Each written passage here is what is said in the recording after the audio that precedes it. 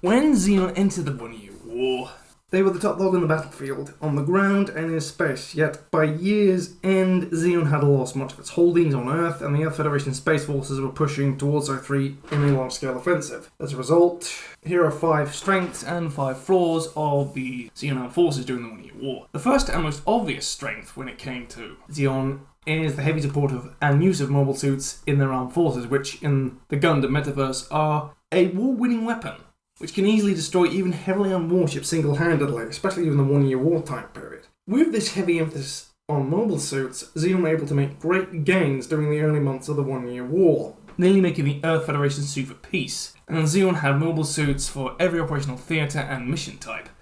However, this then links to the first flaw of the Zeon armed forces, as Zeon had a large amount of very different and specialised mobile suit types that would often only ever really excel in a few roles, such as Zeon's amphibious mobile suits, which only really worked underwater and on land. And even then, their bulk did hinder the mobility on land in some cases, such as with mobile suits like the GOG. And other mobile suits like the Dom suffered from a distinct lack of mobility and manoeuvrability in hand-to-hand combat, given their bulk. When it came to close quarters, the Dom would be robbed of its speed and not be able to escape, given the fact that the Dom worked best, oddly enough, as a high-speed hit-and-run attack and raiding craft, often with support. A second strength of the Zeon forces was that the Space Attack Force Space Fleet and the mobile forces were able to easily support mobile suits on the Space Capital Ship Fleet, with ships like Musai, Zanzibar and Gazwin classes having been designed around supporting mobile suits, and ships like the Chive class were easily modified to handle mobile suits, which gave the Zeon Space Fleet the ability to operate and support mobile suits relatively easily, and in some cases, some vessels could even transport mobile armors to the battlefield with ships like the Zanzibar class, and in the water, the large Mad Angler class submarine could also carry an amphibious mobile armor. However, the ship classes that made up the bulk of the Zeon's Space Attack Force was that each one had a major design flaw. The Musai suffered from a lack of anti-mobile suit and anti-fighter weapons, which left the Musai vulnerable to mobile suit attacks, especially when Zeon began deploying mobile suits, especially when the Federation began deploying mobile suits of their own. The Chive was somewhat undergunned when compared to the Magellan class, and the Gazwin was very large and used a lot of fuel and was very expensive to build. And the Dulles class, well, was a bad idea in practice, being a supercarrier that could take 20 minutes to launch its entire mobile suit force, and with scuttles that would support them. Its poor gunning placement is suffering from a lack of mobility due to the fact of it being the largest warship used during the 1 Year War period. However, Zeon was able to use its mobile suit to occupy large areas of Earth across the 5 continents, with a heavy presence in certain parts of Asia, North America, and in Africa. And with their amphibious machines, they were able to dominate the Earth Federation on land, and even give the Earth Federation Blue Water Fleet a hard time proving that mobile suits were the new kings of the battlefield. However, mobile suits can't fly, which leads to the third flaw of the Zeon armed forces, which was the fact on the Earth front they never truly had a truly effective air asset that could engage the Federation air forces on equal footing. They had the Dot Fighter, which was a very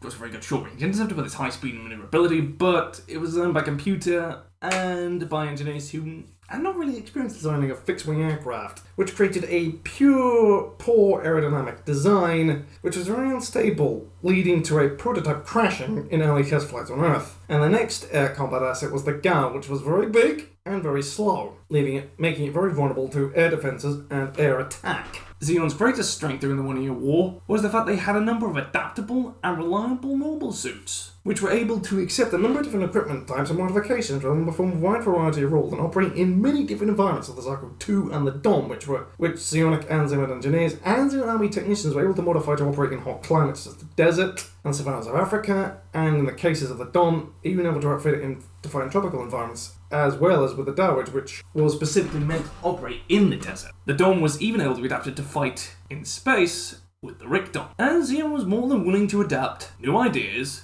after realising that both the idea of the gun cannon was a good idea, and the fact that Zeon Earth Attack Force needed anti-air assets. Zeon took these Zaku 2 and Dom and modified them to accept high-powered cannons.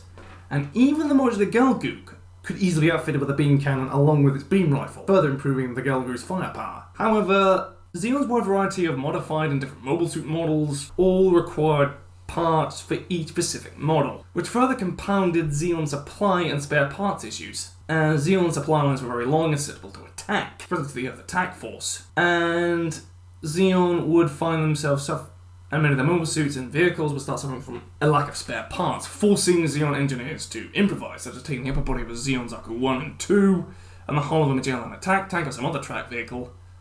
and then adding them together in a machine that became more and more prevalent as Earthbound military mobile suits suffered from attrition against Federation ground forces, and were further exhausted by the Zeon's penchant for short-run machines like the MS-8 Ifrit, and taking perfectly good machines and completely ruining them, such as with the Goof Flight type. The Ifrit, for example, only had 8 machines produced before production was stopped for favour of the Dom. And also, this was further exerted by the fact of Zeon pouring endless amounts of resources into programs such as the New Type Research Institute, which produced things like the Brow and the Elmeth, which on paper were very good, but fundamentally flawed. Zeon's final strength was the fact they had some of them very innovative and clever military planners who were bold and very clever. For example, they allowed Zeon Space Forces to secure a large number of early victories in the one wars such as the Battle of Loon, where mobile suits were able to effectively achieve a decisive victory against the Earth Federation Space Forces. And the landing on Earth was an exercise in audacity and sheer luck, with the operation going near perfectly, leaving the Earth Federation forces scattered, badly mauled and on the run. However, Zeon's fifth flaw was that the Zeon command staff and the Zarbi family in general, for the most part, were ambitious, arrogant, ruthless, and willing to backstab and plot to rise to the top, with Gurren leading a genocide, a push for even larger, more powerful prototype weapons, while men Kuve were effective as politicians but not as military officers, often leading him to abandon troops in battle and meddling in operations for political gain, such as the time when the biggest thorn in Zeon's side was still on the move, at the time, namely that thorn being the White Base, when sinking the White Base could win Zeon the 1 Year War. However, Makuve lost Rambarol his Doms, a mobile suit of Rambarol that decided could potentially secure him victory. And this wasn't just a problem with the higher levels of the Zeon officer corps. The lower ranks were also prone to political wrangling, dysfunction, and incompetence, with Aznable jumping the gun, attacking Jabaro, leading a bossed action that failed to take Jabaro, or even destroy the White Base, or even the Gundam itself, which also burned through a lot of Zeon's already overstretched Earth-based forces, while entire units like the Marine Assault, Amphibious Assault Unit were cast aside and abandoned due to their status as war criminals in the same. So this wasn't also helped that many of the Zeon soldiers were the only soldiers commanders of entire task forces fell for Gurren Zabi's skilled oratory, as it is for future space knights on Earth, only then to abandon our comrades, such as with men like Dalars leading his fleet and probably a number of other ships into exile when he knew the fact the battle was lost. And with that, these are what I think of the 5 greatest strengths and flaws of Zeon during the 1 Year War. Was I right? Was I wrong? Did I miss something out? Let me know in the comments below. Thanks for watching, and I'll see you on the next one. Cheerio! Also, please, don't forget to like, comment, and subscribe if you want to see more stuff like this. I'm still branching out, and I would like to do more videos on Gundam.